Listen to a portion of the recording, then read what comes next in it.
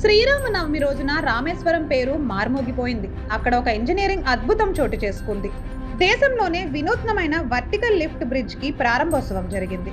దీని గొప్పతనం ఏంటి అంటే మామూలు సమయాల్లో దీని మీద నుంచి రైళ్లు ప్రయాణం చేస్తాయి. దిగువగా సముద్రంలో ఓడలు వస్తున్నప్పుడు ఈ వంతెనలోని కొంత భాగాన్ని పైకి లేపుతారు. అప్పుడు దిగువగా ఓడ వెళ్లిపోతుంది. తర్వాత రైళ్లు యథావిధిగా ప్రయాణం చేస్తాయి. ఇటువంటి సీ వర్టికల్ బ్రిడ్జిని ప్రధానమంత్రి నరేంద్ర మోదీ ప్రారంభం చేశారు. కొత్త వంతెన మీదుగా రామేశ్వరం తాంబరం రైలుకి పచ్చ జెండా ఊపారు.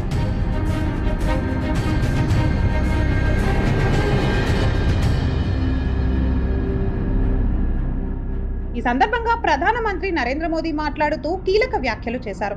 10 ఏళ్లలో భారత్ ఆర్థిక వ్యవస్థను రెట్టింపు అయిందని వెల్లడించారు. ఇంత వేగవంతమైన వృద్ధికి ఒక పెద్ద కారణం మన అద్భుతమైన ఆధునిక మౌలిక సదుపాయాలేనని ప్రధాని నరేంద్ర మోదీ తెలిపారు.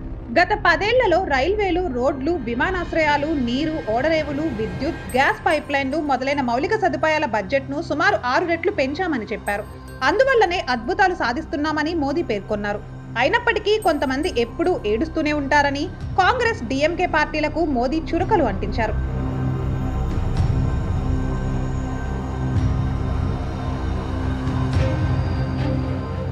ఈ పంబన్ బ్రిడ్జ్ నిర్మాణంలో తెలుగు ఇంజనీర్లు పాలు పంచుకున్నారు. విజయనగరం జిల్లాకు చెందిన చక్రధర్ అనే సీనియర్ ఇంజనీర్ ఈ పనుల్ని సమన్వయం చేశారు.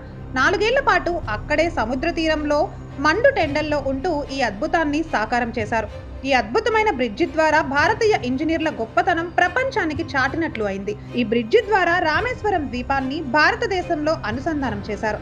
దీంతో అక్కడ ప్రజలంతా ప్రధానమంత్రి నరేంద్ర మోదీకి జేజేలు పలికారు. అక్కడ గుడిలో భక్తి శ్రద్ధలతో మోదీ పూజలు చేశారని తెలుసుకొని తమిళ ప్రజలు పొంగిపోయారు. జయహో మోదీ నినాదాలతో రామేశ్వరం గడ్డ పులకించిపోయింది.